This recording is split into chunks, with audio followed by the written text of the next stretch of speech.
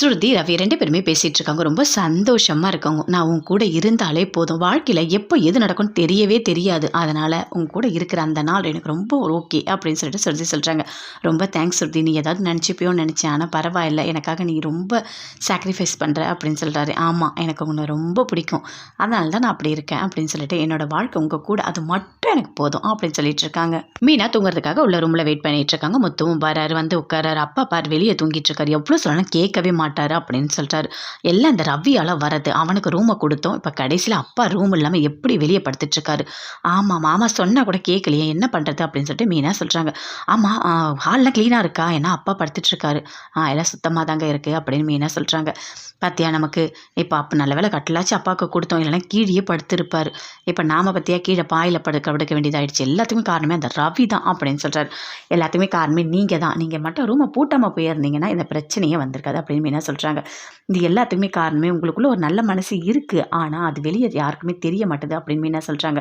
உங்களோட குடியும் கோவமும் தான் அந்த மனசை யாருக்குமே வெளியே காட்ட மாட்டுது அப்படின்னு சொல்றாங்க. சரி சரி, டைம் ஆயிடுச்சு, நான் தூங்குறேன், நீ காலை சீக்கிரமா எழுப்பி விடு அப்படின்னு சொல்லிட்டு தூங்கிட்டாரு. அப்படியே மீனா உட்காந்துட்டே பார்க்குறாங்க. ரவி நல்லா தூங்கிட்டு இருக்காரு. அப்போ கரெக்டாக வந்து எழுப்புறாங்க. எழுந்துருங்க எழுந்துருங்க அப்படின்னு சொல்லிட்டு, ஐயோ என்ன அப்படின்னு சொல்லிட்டு அப்படியே அலறி எழுந்துக்கிறாரு.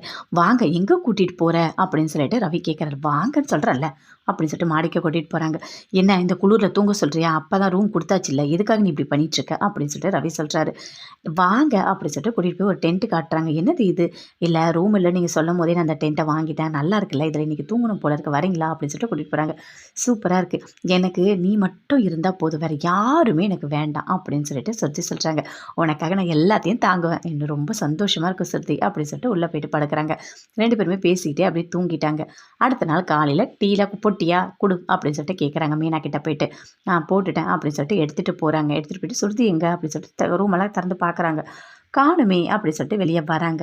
அப்போ மனோஜ் எழுந்துக்கிறார். எக்ஸசைஸ்லாம் பண்ணிகிட்ருக்காரு. எதுக்கே எக்ஸசைஸ்லாம் பண்ணிகிட்ருக்க, போய் போய் தூங்க தானே போகிற பார்க்கில் அப்படின்னு சொல்கிறாங்க விஜயா.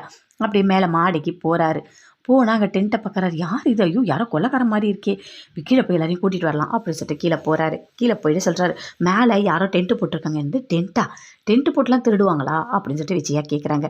சரி, இனி ஏன் போய் எதுவும் பார்க்கல அப்படின்னு சொல்லிட்டு கேட்குறாரு அண்ணாமலை. எனக்கு பயமாக இருக்குது, அவங்க கத்தி ஏதாவது வச்சுருந்தாங்கன்னா அதனால தான் நான் வந்துட்டேன் அப்படின்னு சொல்கிறாரு. சரி, நான் போய் பார்க்குறேன் அப்படின்னு சொல்லிட்டு அண்ணாமலை போகிறாரு. இருங்க இருங்க, நீங்கள் மட்டும் போகாதீங்க, நாங்களும் வரோம் அப்படின்னு சொல்லிட்டு எல்லாருமே போகிறாங்க. போயிட்டோடனே அப்படியே போகாதீங்க, இருங்க, நமக்கு வந்து கத்தியெல்லாம் கையில் எடுத்துக்கலாம் அப்படின்னு சொல்லிட்டு எல்லாரும் ஆளுக்கு ஒன்று ஒன்று எடுத்துக்கிட்டாங்க. எடுத்துக்கிட்டு அப்படியே கிட்ட போகிறாங்க. போயிட்டு அடிக்கலாம் அப்படின்னு சொல்லிட்டு அடிக்கிறாங்க. அப்போ கரெக்டாக எழுந்து வராங்க வெளியே. சுருதியும் ரவி 2 பேருமே, ஐயோ நீங்கள் தானா அப்படின்னு சொல்லிட்டு. ஆமாம் அப்படின்னு சொல்லிட்டு கீழே வந்து எல்லாருமே பேசுகிறாங்க. எதுக்காக மேலே போய் டென்ட்டில் தங்கிட்டு இருந்தீங்க அப்படின்னு சொல்லிட்டு. இல்லை, எங்கள் ரூம் இல்லைன்னு சொல்லும் போதே நான் அதை வாங்கிட்டேன், அதனால தான் நாங்கள் அங்கே போனோம் அப்படின்னு சொல்கிறாங்க. உங்களுக்கு ரூமை கொடுத்துட்டு நாங்கள் இங்கே குளூரில் படுத்துட்டு இருந்தோம், நீங்கள் என்னடானா மேலே போயிட்டு ஒய்யாரமாக படுத்துட்டு இருக்கீங்களா அப்படின்னு சொல்லிட்டு விஜயா கேட்குறாங்க. இல்லை ஆண்டி, எங்களுக்கு பிடிச்சிருந்தது, அதனால தான் நாங்கள் படுத்துட்டு இருந்தோம் அப்படின்னு சொல்கிறாங்க சுருதி. சுருதி வீட்டில் இருக்காங்க. அவங்க அம்மா அப்பா 2 பேருமே கோயிலுக்கு போயிட்டு வரும்போது ஃபோன் பண்ணுறாங்க. என்ன சுருதி, எப்படி இருக்கா அப்படின்னு சொல்லிட்டு. நல்லா இருக்கேன், இப்போ என்ன பண்ணிட்டு இருக்கா? இல்லை, டென்ட்டை கட்டிட்டு இருக்கேன். என்ன டென்ட்டை கட்டிட்டு இருக்கியா? நான் மாடியில் டென்ட்டில் படுத்துட்டு இருக்கேன். ஐயோ அப்படியா? இல்லை, முத்து வந்து வீடை பூட்டிட்டாரு அப்படின்னு சுருதி அவங்க அம்மா கிட்ட சொல்கிறாங்க.